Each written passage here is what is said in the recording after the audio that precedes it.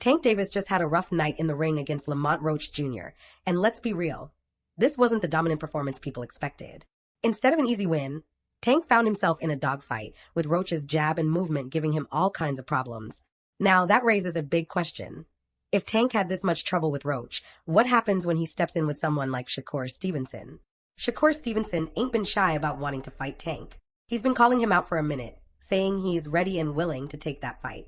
And after Tank's shaky performance against Roach, Shakur is probably licking his chops. Stevenson has openly stated that it's time to fight, even accusing Tank of ducking him. Yeah, it's the two best fighters in boxing. Gervonta Tank Davis is a hell of a fighter. I keep telling you, he got great skills.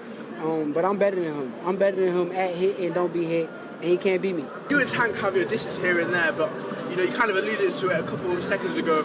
Is there deep down respect for each other? I got respect for his game. I don't got respect for the person. I think he's a clown.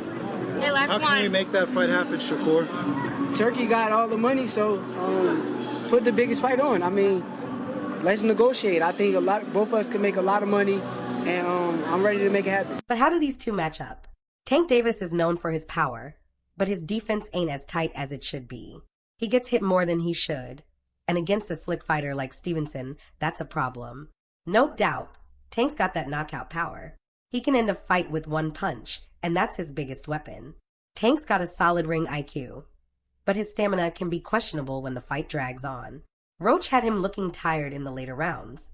Shakur Stevenson is one of the best defensive boxers in the game right now.